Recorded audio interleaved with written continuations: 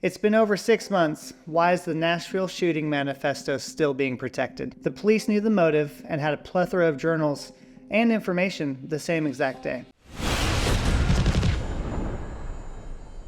Finally, after 6 months of radio silence, a 3-page manifesto is leaked, and the media, on both sides, for the most part, are nowhere to be found. How did a smaller media outlet like Louder with Crowder beat mega corporations to bombshell news? Even after Louder with Crowder exposed this manifesto, at the time of this video, large networks have yet to cover it. This is a huge and important discovery that they would have jumped on in any of their shooting. It may not fit their agenda anymore. I think if we're going to have any kind of productive conversation about gun violence in this country, we need to also understand what is causing these shootings. Most of us are now talking a little bit more about mental health. Today, my administration is announcing new steps to dramatically expand access to mental health care in America. But it's still vague, and then we are left wondering what could have happened to a person for them to get to this point. And yes, they are struggling with mental health, but what does that actually mean? How are these individuals actually being treated? I've spent months trying to educate myself, and I want to share with you some interesting facts I've discovered. Let's start with what we know. A woman with no criminal record who believes she was a man murdered 3 children, each only 9 years old, and 3 staff members here in Nashville at the Covenant School.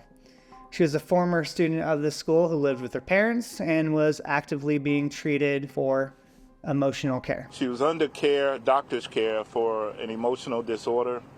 Law enforcement knew nothing about the treatment she was receiving. The police then go on to say that this individual attending the school might have had some sort of resentment. She went to that actual school, and so there's some belief that there was some resentment for having to go to that school. However, from official reports, she actually seemed pretty happy attending the school 10 years ago, and nobody thought she would ever be capable of something like this. The official statement from a former classmate said that the high school version of Hale showed no signs of resentment towards anyone. We had other students who were transgender or LGBTQ, and our high school was really accepting of that. So, right off the bat, we know that there didn't seem to be any form of resentment as the motive. This is very important because if that's not the motive, then what is? Looking at the 3-page manifesto that was leaked, it could easily be argued that this individual is on drugs, and could also be assumed that instead of emotional care, she was actually receiving psychiatric care and prescribed medications. This would explain why they are trying to keep this information from the public. Authorities have been downplaying it as mental health, but she's been getting psychiatric help. And this would actually implode the narrative that this person was struggling with mental health and had resentment towards the school as her motive. Here's why. Mental health care has become a big pharma's playground to have therapists prescribe drugs, and guess what? More drugs to individuals. A few fun facts. America is one of the only countries that can legally advertise drugs on digital media and also target children. Pharmaceutical companies literally have back-to-school programs that incentivize more sales to children, most of whom actually don't need these drugs. Additionally, there is no actual scientific evidence over long periods of time to show that these drugs reduce depression. In 1960, there was a 14.8% suicide rate per 100,000 person capita. In 2023, it's over 18%. If these drugs are working so well, and there are more people on them than ever in the history of mankind, why is the suicide rate increasing? Also, fun fact, over Thanksgiving, coroner's report came out for the Louisville, Kentucky bank shooting. Guess what was in his system? Xanax, prescribed for mental health.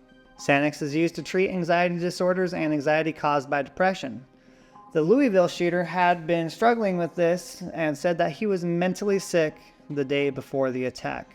Over 30 million Americans use benzodiazepines, or benzos, including Xanax, Valium, Ativan, and Klonopin. Back to the Nashville Shooting Manifesto and tying all this information together. In the manifesto, the shooter says, "God, let my wrath take over my anxiety." Are you seeing a common theme here? But Taylor, the official autopsy and toxicology examination completed in the days following the Covenant School shooting showed no evidence of significant toxic substances in the shooter's blood.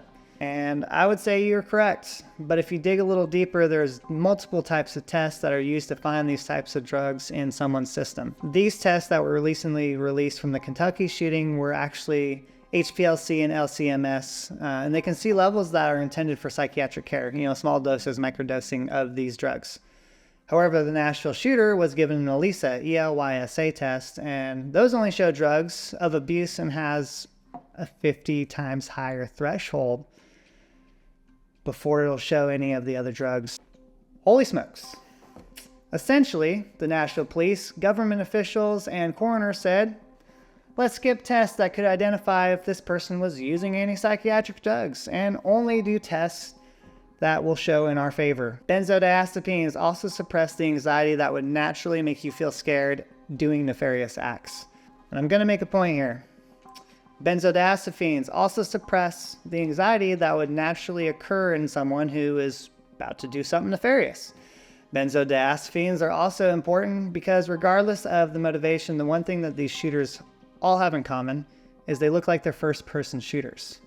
They're not stressed. They're essentially zombies. Look at the Nashville shooter walking around calmly in this video.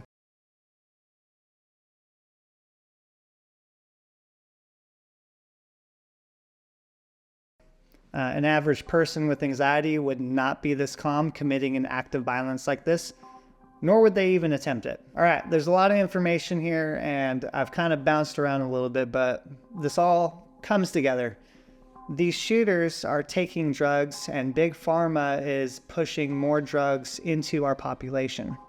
So my guess would be, based on her anxiety, is that she was on benzodiazepines. But then there's also very meticulous planning, which would make me guess that she was also on some form of stimulant. Stimulants amplify benzodiazepines and would have allowed for nefarious planning without reconsideration of her actions in a very OCD manner. I mean, she's got 20 journals that we have yet to see, and these are all very important on what's behind her motivation. And on top of it, if she was transitioning in any way, shape, or form, then she would have definitely been on testosterone hormones.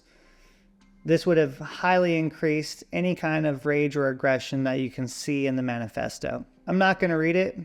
You can read it for yourself, but there's clearly a high level of hatred, and this person was deeply disturbed. Let's wrap this up with one last thing I wanted to point out, and it's that the shooter mentioned several times I could have been caught, especially in the summer of 2021. What does this mean? She had made a threat to shoot up a place in 2021 with adequate laws already in place in Tennessee. This could have prevented the shooter from being able to legally purchase firearms. The shooter was already under psychiatric care or emotional care, as law enforcement would say, and they already knew that she was a threat and should have been involuntarily committed under Tennessee state law. In my opinion, Tennessee government officials, pharmaceutical companies, and everyone else involved didn't want this manifesto to be released, nor do they want the additional 20 journals to be released, because it would show that they are all complicit in allowing this tragedy to happen. And to be quite frank, this is the case for most of the mass shootings that we're seeing. These people are on these drugs, this pharmaceutical cocktail recipe, and the health system pumps people more with these drugs under the guise of mental health that are proven to create essentially benzo zombies. It seems that we only get full transparency for a mass shooting, manifestos, and information details quickly when it fits a narrative to further restrict our Second Amendment rights. Here at 2A Daddy, it is my mission, my wife's mission, our entire team's mission to bring information to you to help you have better conversations, to hopefully bring those who are uneducated and or ignorant in the subject onto our side so we can all fight this together. We need to protect our Second Amendment rights. It is a God-given right, and our founding fathers knew the importance of this right. If you want to support our mission, please check out the 2A Daddy shop. You can find pretty cool shirts like this. Please subscribe, share, do all the things, and we'll see you next time.